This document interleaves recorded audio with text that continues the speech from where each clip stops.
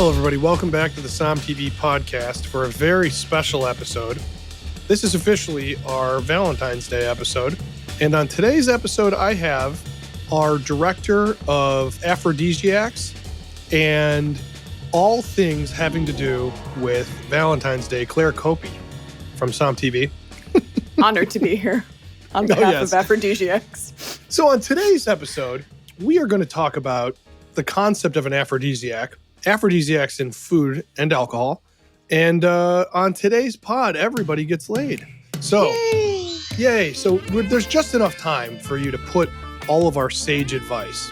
As you all know, we moonlight as relationship and therapists, right? Is that correct, Claire? Yes, we're wildly unsuccessful, but we're working on it. We're working on it. So we're going to get into the history, the concept of an aphrodisiac, what that means. I'd like my mom to stop listening right now because this is going to get real friggin' weird.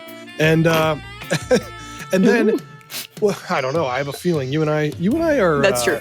Yeah. We tend to go down holes that often have things that get cut out. No, stop. See, you're already there. Let's behave ourselves here. And look, it's not out of the question to say that most people's goal at the end of a nice Valentine's Day dinner is to get a little something, right? Am I wrong on this? Can we just be we're adults here, right? Yes, we want to make love on Valentine's Day. It doesn't matter that some of us have children that prevent us from ever having the ability to do that at the moment. All right, I don't want to get Sounds terrible. Okay. So on today's pod, we're talking about aphrodisiacs. So, Claire, I do have to say to everyone listening or watching that you should be a SOMM TV subscriber, sommtv.com. You can get SOMM TV for $49.99. And if you are listening to this, you can watch this episode on SOMM TV right now. And you can see what we're talking about. And you can see our beautiful faces as well while we make fools of ourselves on today's episode. So, Claire, let's start with the concept of an aphrodisiac. Now, this is very, very loosely defined as a substance that increases sexual desire, sexual attraction, sexual pleasure, or sexual behavior. So pretty much, if you eat or consume something that has anything to do with sex drive or performance or anything like that, it is an aphrodisiac. I've always traditionally thought of it as something that made you want to have sex, but it seems to be a much larger palette as far as the way they define this term. Yes. I agree with that too. I used to always think aphrodisiacs were like, oh, you're going to eat this oyster and then you're going to get really horny. But it seems to be less that and more of like, this will help your performance.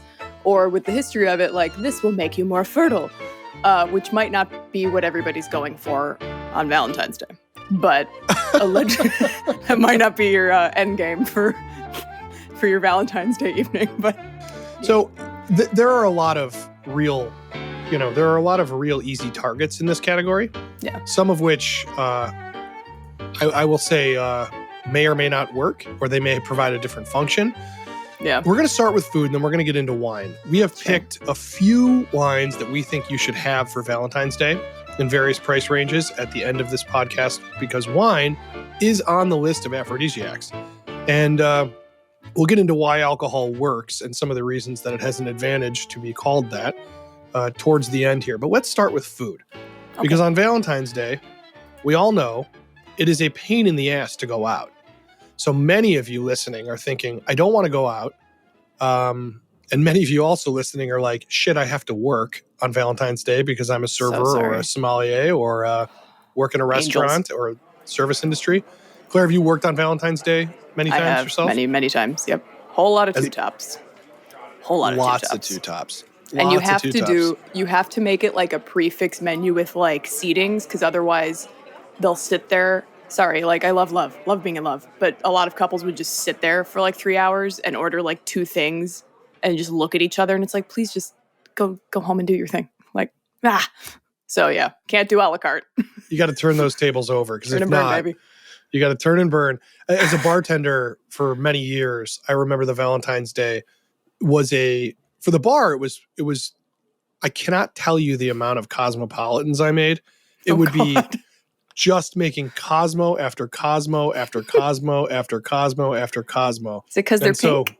I think so. I don't know. Okay. We'd always run specials on like quote unquote martinis, which none of them were martinis. They were always cocktails in a martini glass. Sure. And, But there was the servers themselves were always in the weeds. It was always chaos. Oh, yeah. It was always stressful. And Valentine's Day was one of those days that you just never got off. Never got off. You were always working that too. But you were always you're always working. Just it was kind of like Mother's Day, Easter brunch, Valentine's Day. These were the days that you were always on the floor. Ah, boy, oh boy. Dreading. And it never felt like you made enough money to like make it worth it on Valentine's Day either. I don't know why. Two tops. And also, too, you get a different kind of clientele that come out on Valentine's Day. I think people who are professional diners, I believe a lot of them forego going out on the Valentine's Day situation because they want to do something in. So for this podcast is meant for people mostly going, doing I'm going to do something at home or I'm going to do something a little more chill than at a restaurant. But you can probably get these products at a restaurant. Claire, before we get into the list and a little bit of the history, do you believe in aphrodisiacs? Do you believe in this concept of food or drink making you horny or making you last longer or giving you, enhanced whatever it does for you? We're going to get weird on this. Well, biologically, last longer isn't something that I really have to deal with. So, Jesus, this is already going off the rails. No, it's good. But, let's open it up. I can't say that I've ever had an oyster and it's made me aroused though. Like I mean, oysters are delicious, but if you look at them, I've always wondered why those are supposed to be aphrodisiacs because I'm like, I'm gonna eat this kind of giant boogery looking thing and that'll turn me on. So nothing's ever really food-wise. It's turned me on in the respect that like, damn, this food is sexy. Like, damn, I'm turned on like towards the food, but not towards my partner. And then usually I eat too much and I feel like a slug and then I don't want to get, frisky. But I will say alcohol, that just makes me a lot happier. Depending, because you gotta there's a limit. Like a couple drinks, great. That definitely gets me a little warmer. Yes. What about you? It gets you warm. Well, we'll get into the alcohol thing when we do our wine picks towards the end. Yeah. Why don't we start with a little bit of the history? And I think that the concept of an aphrodisiac it can't be overstated that in, ancient times. And I think we're mostly going to talk about the classic civilizations here really fast. We're not going to make this a whole history lesson. But Aphrodite, the god of love, was, this is where aphrodisiac comes from. And Aphrodite in the ancient Greeks, it's very clear that this would be something that would make sense. And the ancient Greeks, and then by default, the ancient Romans, which took a lot of the ancient Greeks' religion and other things, is where we get a lot of this stuff. Ancient China, ancient India, a lot of these places also have lots and lots and lots. The Middle East. Yeah. Written about ways to increase sexual desire. But I think one of the major things they were actually going for was they were trying to have a lot of children. And there was this kind of, if you had a lot of kids and you were more quote unquote potent, you got a lot more respect. And back then the population in the world was much lower. People didn't live as long in a lot of cases. I think there was more reason to have children and there was a status associated with how many you had and to have a lot of them because you're probably going to lose a couple along the way, right? Well, and sadly I think that was the case. I mean, modern medicine is a little different now, but when it comes to the shift from the ancient world to today, I think now we're just like, Jesus Christ, when do I get laid again? And so it's just a different thing. Back then it was, we're trying, sex itself had an outcome that was child-based was the reason. And I think now it's everything from mental health to, intimacy and partnership and a lot of other things. So I think there's a shift. So when we talk about the ancient history, we are talking about there was a function of family and producing a family that went along with this and also maybe producing heirs. Right. People would, more kids meant more work at your house. You had more people to work land. It was a very different situation. So there was more incentive in the ancient world to have more children. So I just wanted to state that up front. It's always, and anytime we do anything like this, whether it's aphrodisiacs or hangover cures or anything, it's always going to be a situation where the ancient Chinese, the ancient Romans, the Middle East, these were horny people. These were people who, you look at a lot of the reliefs. Aren't we still? We still are. Oh, I mean, look at Instagram. I mean, it's like a pair of boobs holding a bottle of wine saying, look at this wine. You're like, yeah, that's what I'm looking at. That's why you did this pose, to show me what are you looking at? I'm looking at that bottle of New Zealand Sauvignon Blanc. That's what I'm doing. Ayo. Yeah, something like that. So sex still sells. There's no difference. It's all the same thing. You know what I think is interesting? Side note on the history really quickly. There's you would think that religion wouldn't promote aphrodisiacs as much, but in the medieval times, they did actually. The church promoted a lot of these things because it was thought that aphrodisiacs could help you if you were cursed by the devil or witches, because they would curse your fertility, because as you said, that was a huge deal back then, was populating and carrying on your name and your lineage and all that. So if you were cursed by the devil or witches, they would generally go for your fertility. So the church actually helped promote that. Interesting. Promote these aphrodisiacs. I think that's hilarious. Or if you're Henry VIII, you just, well, you just keep moving on. You just kill your wife over and over and over again until you finally get a son. Ugh. Well, okay. So some of the things, most of the ancient world's aphrodisiacs are the same things that we're dealing with today. Nothing really has changed. And I do want to say, there are elements of things like Spanish fly and these mythic things that are supposed to make people horny. I think in a lot of cases, this is complete, utter nonsense. Yeah. Like you said, I don't think any of these turn you into a sexual tyrannosaur, as they seem to claim. But I do think that they do have functions, and there's some science based. So I do want to start with oysters, because in the ancient world, especially Rome, they were crazy about oysters. And oysters are one of these things that Rome, they did a lot to bring oysters to Rome. So Italy, especially down, in the Bay of Naples and all of these things, you can find oyster reliefs all over the place. They were part of feasts, and they were always associated with sex. Now, everything was associated with sex in ancient Rome. I mean, the concept of an orgy itself and a relationship that was monogamous was, those are not, that Venn diagram does not overlap. I think they were pretty open to doing a lot of weird stuff back then. Oysters were at the center of this. So there are two things of which oysters do. Oysters contain a lot of zinc, and oysters also contain a lot of amino acids. And those two things combined, well, they do have an effect, especially on the male body. Oh, they do. Well, I mean, they're supposed to make sperm healthier, more abundant. And there's a lot of scientific stuff that supports this. And so when you look at oysters, I agree with you that oysters are not the most appealing thing, but the idea is that oysters have is it inappropriate to say they have a sexual look to them? I mean, they have look like a lady thing, a lady part. Well, that is, if you look at the movie Alien, the movie Alien is a very phallic film. Okay, I'm going to take a little, and if you look at when they dissect the alien face hugger in the first one that comes off the guy's face, they're actually using oysters on that thing, and there was a reason they did it, because H.R. Geiger, who's the creature designer, and Ridley Scott, who directed that film, they literally did, and I'll just be blunt, they believe that oysters look like a vagina, and they wanted the alien to look like a vagina that attaches to somebody's face. And so all of this stuff is attached, and oysters themselves go back into our reptile brain ancient history of being something that is associated with sexual desire, sexual power. And the Romans, they built roads, all the way through England, where at the time of ancient Rome, oysters were so abundant on the British Isles. And they were bringing oysters all the way back from the British Isles all the way to Rome. And they built roads just to serve this purpose. And it's kind of an incredible thing. How'd they keep them fresh? Well, they would, certain times a year. Right. It's a good question. It's actually a whole entire documentary we have Maybe coming on oysters gets into this. But the amino acids, and I'm going to tell a personal story. When my wife and I were trying to have our first child, the doctor literally told me, eat a bunch of oysters.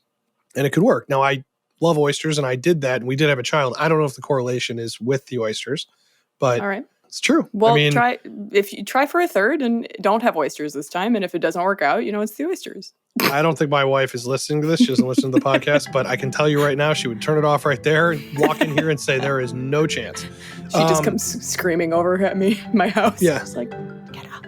But there has to be a reason that oysters have endured for thousands of years as something that can do this. And there are studies that show that oysters increase sperm production. And there are a lot of things, especially in the seafood world, that do this, which brings me to my next one, which is sea urchin. In ancient Rome, sea urchin roe, if you get into it, we made a whole film about sea urchin divers called The Delicacy, and we touch upon it in the film. But what you're really eating are the gonads, the sexual organ. People think it's eggs, but it's not. It's actually the gonads. And that is in a similar thing to oysters, is filled with amino acids, filled with a lot of things like that, and is supposed to create a sexual desire and increase sperm production. So it's a very non-sexy way of discussing the first two things. Claire, what did you find in the ancient world and in today's food items that are supposed to be aphrodisiacs? Well, pomegranates have a long history of being an aphrodisiac. And it was one of the items, if you know the mythology between Hades and Persephone, it was the pomegranate that he got to make her stay in the underworld and be his wife for all time, or for 6 months out of each year, pretty good deal. So that's, again, it just has a ton, it's packed with antioxidants, and that's what allegedly makes it one of the most powerful aphrodisiacs. And again, it's more aimed at fertility, less about, getting you there, but opening up also blood vessels, which, just makes you more vigorous, I suppose. Oh God, this is gonna be good.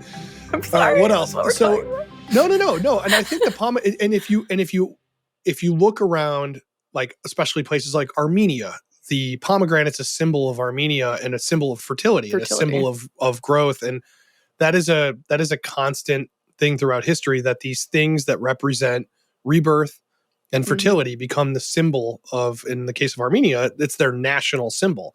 And very fertile. Yeah. Well, it's very fertile. It's a thing. And obviously a lot of these things are going to, when we get into our wine picks, they're going to, come back up. The antioxidants, all of these things. Yeah. What else have you found? Hot peppers are apparently very sexy.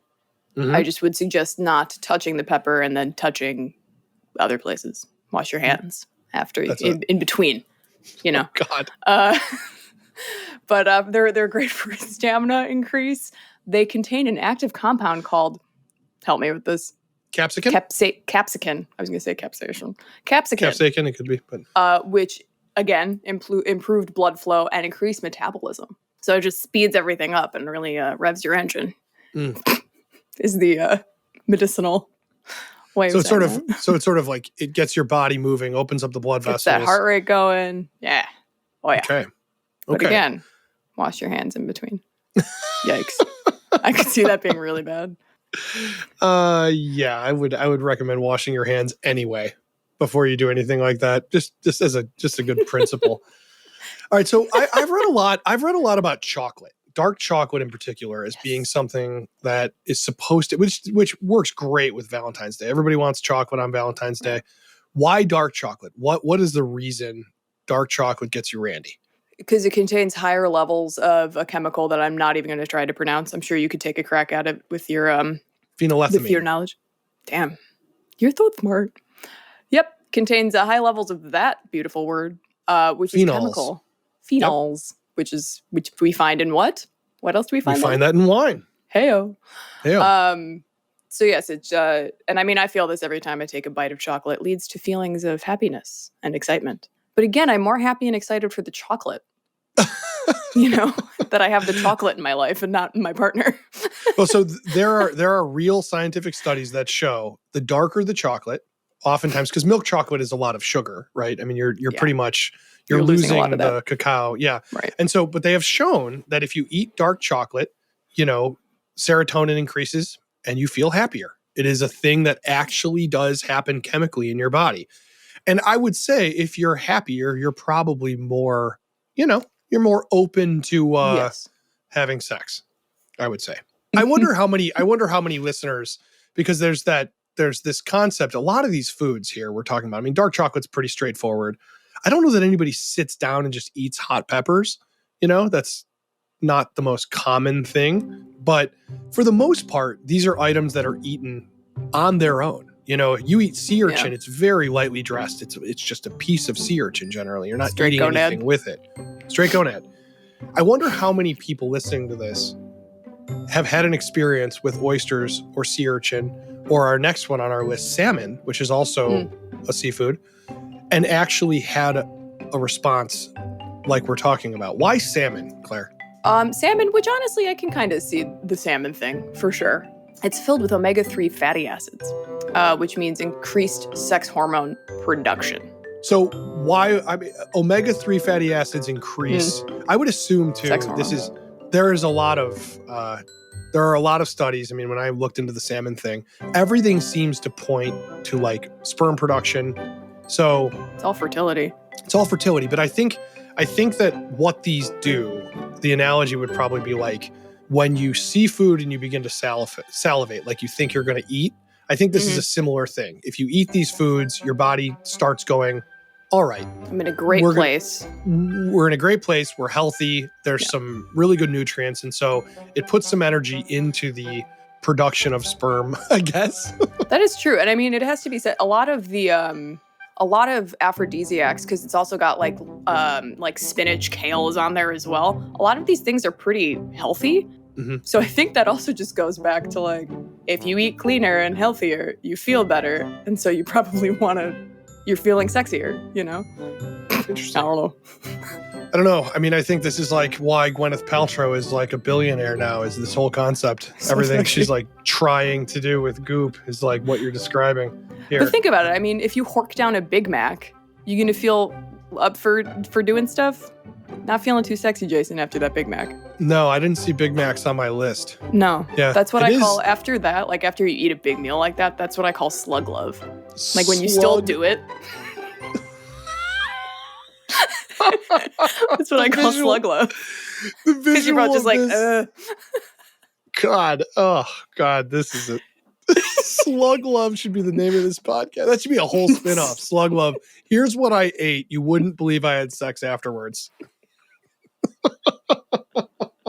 It wasn't good, but it Claire, was there. This is great. Slug love that's a better AOL screen name. I hope you use that. Slug love. I'm gonna it's trademarked right now. I got my guys looking into it.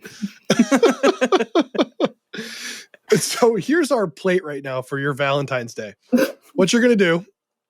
I mean, some of this stuff you could just go to a sushi restaurant. You know, you might as well just go there. Yeah. Get some raw salmon, which is one of the best sushis in my opinion. Raw salmon. Yeah. Get some oysters. Little ponzu sauce on top, maybe, if you do it like in a Japanese style. Hell yeah. Do Maybe a little slice of jalapeno. A little slice of jalapeno on top. Exactly. There you go. Slice of jalapeno. You got your capsicum. And capsicum. I have spoken many, many, many times about my love of sea urchin. Obviously, I made that entire film, which is you should watch on SOMM TV, called The Delicacy. Beautiful. I love that There movie. is nothing in the world tastes like sea urchin. It is it's a very primal experience eating it. You're eating something that is of one thing. It is a very specific one thing that exists in an animal that is a very, very ancient creature, probably as far from our biology as you can get and still be in the animal world in the food place. It's also one of those things that makes you either like it or you don't. And I think that for some people, they may not like it the first time. They may love it the second time. It's a very creamy, it's almost got, in a good way, a metallic type of a flavor. It's very sensual. I mean, you are up close and personal with all of the flavors in this thing. It's powerful. And very powerful. And it represents the concept of terroir perfectly. So do oysters. And it tastes like where it's from. And so if it's from a good place, you are going to get something that tastes exactly like where it came from. And I think that it works its way into what we're talking about, in that it is a very one-on-one thing. You and the sea urchin, you and the oyster. It's like, that's it. There's nothing between you. Even if you put a little sauce on it, it's still very sensual. It's a lot like slug love in that way, Claire. Very sensual. Just a little brush of sauce is all you need. I mean, somebody's listening to this in their car and they're like, what is happening? What is happening? All right. So did you have anything else? I mean, there's a lot of wacky stuff. You can go through this list and find all sorts of stuff. I mean, there's a lot. Bananas. I mean, if you get into Chinese medicine, it's insane. I mean, there are basically, it's always one of the more obscure parts. And a lot of this stuff I'm pretty against, rhino horn, tiger paw, all of bones. All of these things are, and I guarantee not rightfully so, associated with a sexual drive. If you keep going down the list, you find things like fugu. They talk about the pufferfish, which is poisonous. There is a tiny part of the pufferfish that you can eat. And if you've ever seen the Simpsons episode, you know what I'm talking about. The Simpsons, son, I shall be blunt. We have reason to believe you have eaten poison. Poison? What should I do? What should I do? Tell me quick. Oh, no need to panic. There's a map to the hospital on the back of the menu. But that's supposed to be something that in Japanese culture, if you eat the porcupine fish or the puffer fish, that part of the fugu, it's supposed to be very, I think too, once it's put in your head, there's a bit of the Placebo. like, the placebo fact of like, look, I ate oysters so I could get horny, therefore I am horny. And also too, the other thing with Valentine's Day or any day where you're like, hey, there's a 85% chance I'm going to get laid. So, I'm going to brush my teeth, I'm going to shave, I'm going to look good. And, so by de facto, you eat this stuff with the expectation you're going to be horny, you're going to probably be horny. So yeah, I think you're already anticipating all of that. So a lot of it is mental, for sure. Yeah, I think so. For sure. Which is going to bring us to wine. And wine is high up on this list for a number of reasons, Claire. Yeah. Why? I mean, I have my theories on why wine is on this list, but what are the scientific or at least nutritional reasons they're saying wine is an aphrodisiac? It's the resveratrol, isn't it? Yeah, I mean the phenols. We're back to those phenols again. All with blood flow, circulation. Then there's of course, the inebriating effect, which on a small level, because again, we don't want to go too far with that for a multitude of reasons, but on a small level, when you've just got that nice little cozy buzz, it just it makes you a little more open, a little more friendly, a little more relaxed. Yeah, I would say I'll put it. So basically they say, so alcohol it's a depressant. It depresses your central nervous system. And when it does this, you have basically it's disinhibition. So you lose your inhibitions, which means, some of us end up on a table dancing at Aspen Food and Wine. Others of us, and it was a stool and everyone was doing it. It was not just me. It's not like I did that randomly. And also, you try living at sea level and then go drinking at 11,000 feet. It takes one. I'm pulling the footage of this, Claire. You know that I'm playing this right now. No. What happens in Aspen stays in Aspen. Yeah, unless it's on SOMM TV. So yeah. So what alcohol really does is it sort of pushes down the stuff that you wouldn't normally do. It kind of breaks down your social norms. And I would venture to say half of us walking around on this planet are probably here because you and your partner did some alcohol, and then you were like, hey, this car looks like a good place. You did some alcohol. And then I would assume that my parents it's involved with a lot. Did some drinking when they decided to have their fourth children. My youngest brother, I can't imagine alcohol didn't play a part in that one. But so alcohol breaks us down, nice. And it scientifically depresses your central nervous system. And then, you flow. You flow. Oh, you flow, baby. You flow. And especially, if the hormones are going, things happen, right? Things happen. Don't let them flow too much, because then things happen that you're like, what the hell?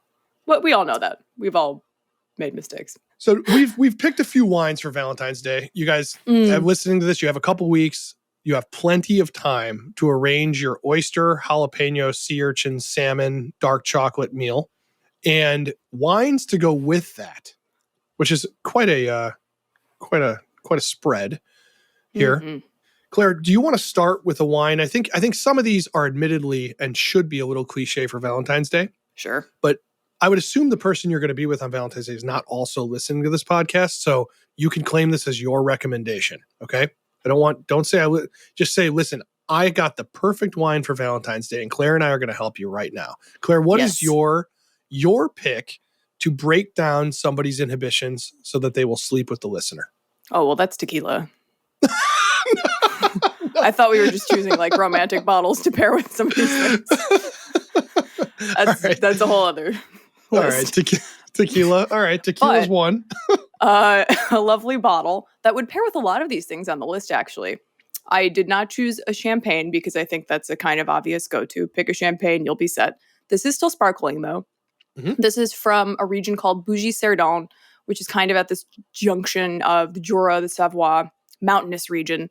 This is great to drink after you're skiing as well, as we all do down there. Whatever. Yes. So this is it's a Bougie Cerdon Method Ancestral Sparkling Rosé made from the Gamay and Poussard grape. It's got some sweetness to it, but it's still very, very fresh. It's I just when you pour it in the glass, it looks like love. It's the most beautiful bright pink color. It's delicious. It would be great with the salmon. Great with pomegranates.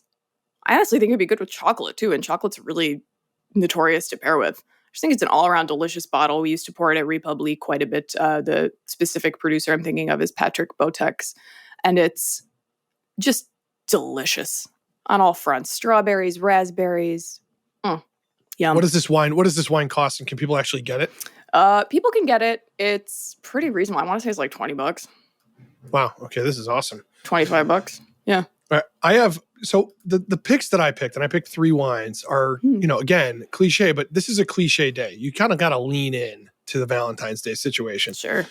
So in Beaujolais, you have these crus, and they're essentially little villages, and they're all very beautiful. And one of them is called Saint-Amour. It's the most northern part of Beaujolais. And Saint Love.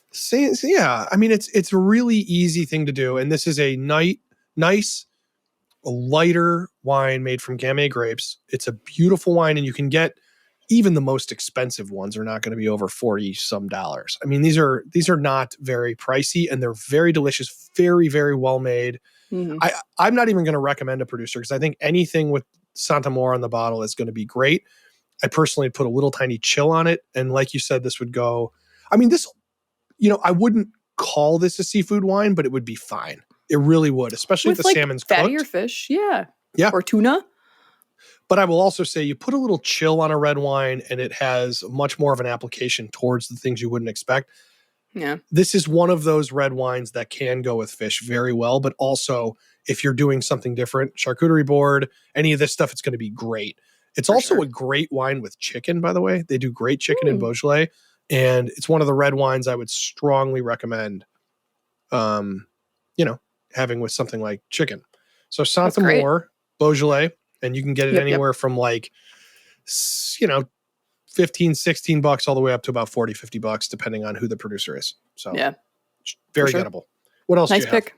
Yeah. I have from a producer we know and love very well from Santa Barbara. I had to pick it. It's a great wine, but it's also called Love You Bunches. Love You Bunches. That's a great wine. Love You Bunches. So the Stoltman, Pete Stoltman, makes this wine, this label in a few different styles. He makes a rosé, which is delicious, and I think you could get it at like Whole Foods. He also makes it into an orange wine, so if you're looking for something a little funkier, that's cool. And then he makes it in this style, this carbonic Sangiovese red. That's lovely, also great with a little chill on it. So it's a lighter expression of Sangiovese. Again, gives you that room for application for a whole bunch of different food pairing options, or just by itself, because frankly, it is absolutely delicious. And again, it's in the $24 range. I think it's $24-ish. Yeah, and you can watch an episode. We did a behind the glass on the Stoltmans, and they opened this bottle of wine in the episode.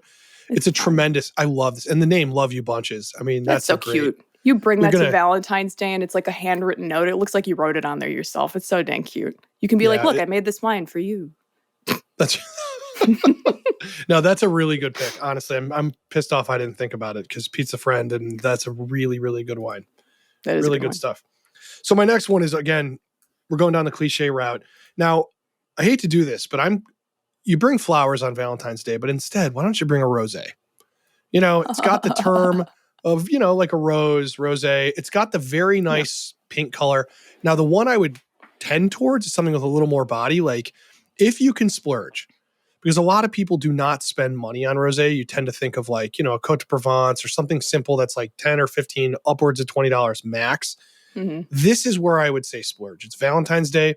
Get a really, really good rosé so you can taste what a good, truly well-made, historical house rosé tastes like. And I'm going to recommend something that is definitely up in the price. I'm going to recommend Domaine Tempier, which is an expensive bottle by rosé standards.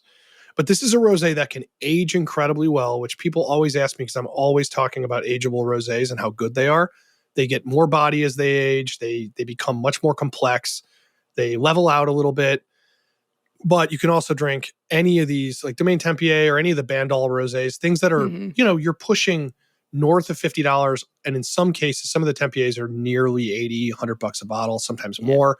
They are worth it though. And in a lot of cases, if you're going to do a bottle of really good rosé, Valentine's Day is the time to do it. And it's a great, if you're going to drink a few glasses throughout the night, it's a great starter wine. It would go pretty well with most of these foods too, or as a precursor to these foods. So my pick is simple, but I'm asking you to take a jump into a higher level rosé. Yeah. Domaine Tempier or they something. Really are Bandol. worth it. Yeah. I don't know why people are scared to spend. I mean, I do. I get it because the market's flooded with that cheaper. I get it. But like at the same time, it really, just like a great red wine, like rosés can be so magnetic and complex and just delightful. And those rosés absolutely are. And don't be scared by the color, I would say. I think a lot of people associate a darker rosé with something that's going to be sweet. And that's not the case. Correlation. They just have more like backbone and muscle. That's right. Okay, well, since I mentioned tequila, let's talk a high alcohol sexy wine that'll really numb down your central nervous system. Right. I say Amarone. Let's go full sexy. Oh, Jesus. Let's go lush. Let's go sensual. Let's go sexy. Oh my God. If you want to pull it back a little bit, you can do a Ripasso. But it's generally a higher alcohol. Very lush. In some cases. Plush. Yeah, we're talking like 17% alcohol wine. So this is if you're having probably a heavier meal for Valentine's Day. If you're doing some kind of roast or a steak, something like that, to really engage in slug love later. Amarone is your way to go. It's your way to go. From northern Italy, from the Veneto. Again, that is upping the price quite a bit. Amarones tend to be, $50 around there, and they can go up. Go way up. Quite a bit up. The process of making Amarone is really fascinating, though. It's not just an expensive wine. The process of making this wine. That's why. Claire, talk really quick about how Amarone is made, just so people know why you're paying what you're paying for this wine, aside from it being very tasty. It is high alcohol, but there's a reason. So how is it made? It's very labor intensive. The grapes have to dry for an extended amount of time on these straw mats out in the sun to raisinate. It concentrates the sugars. And then basically those are the grapes that are used in the process. But it's very meticulous winemaking work. And then in cases, if you want something that's a little more price friendly, but still has some of that robust texture, you can go to the Ripasso style, where they have like a regular wine made from regular grapes that aren't dried. And then they take those skins from the Amarone and have that wine sit in contact with those skins. So you do get a little bit more of that texture, and those tend to be way less expensive, but they're not going to be quite as hefty. Yeah. I don't know why I'm doing that voice. Slug love voice. So my last wine for Valentine's Day is one that I would be shocked if they don't do 70% of their sales around Valentine's Day. And the reason I picked this is A, it's the ultimate cliche for Valentine's Day, but B, we filmed there. So SOMM 1, if you remember, if you've seen SOMM, I assume you have, we filmed Ian walking around with all these goats. And you remember the goats in SOMM 1, and that is at a vineyard called Terra Valentine in Napa. And it's a beautiful vineyard up at the top of one of the mountains there in Napa. And it's an easy slam dunk. Terra Valentine. You can get some of their wines as cheap as $25 a bottle. They go all the way up to probably $70. But it's a great Napa wine. It's got the name right there on the label, Valentine. You're gonna look like you thought this thing through if you bring that. So that's true. That's my last pick. And if you want to see that vineyard, obviously if you're watching this, you can see that vineyard, but also you can see it in SOMM. That's where Ian walks through the vines with all those goats following him around. I love that shot. And it's like the goat whisperer. He's like the goat whisperer. And we did a series on SOMM that was stuff not used, or on SOMM TV, stuff not used in SOMM, called The Exam. And the first episode of that is entirely focused basically at Terra Valentine with Ian. So you can see that vineyard there if you wanted to take a look at it. Nice. Yeah. Did you have anything else picked for Valentine's Day? No. That's it. No, that's good. Those are my bottles for now. I mean, there's so many I could go into that, there's so many beautiful wines That could be Yeah, lovely for that occasion. I think the most important thing is to, pick something that the person you are going to be with is going to like, because that's Right. obviously, the most important thing is that they like it, and that's where I would end that. Do you have anything else to say about sexual chocolate or anything else here, Claire? Because I think for me, Nothing that I should say. nothing that you should say. Well, I hope everybody has a wonderful Valentine's Day. And, if you go with any of these recommendations, we want to know. Hit us up on social media. You don't have to tell us what happens afterwards. You can keep that to yourselves. Please don't. And, I hope you are all safe. You have just enough time to get this dinner together and order some of these wines. And we hope you have a wonderful Valentine's Day from SOMM TV. All right, everybody, be safe. And Claire, behave yourself, okay? No. Okay. All right. Talk soon, all.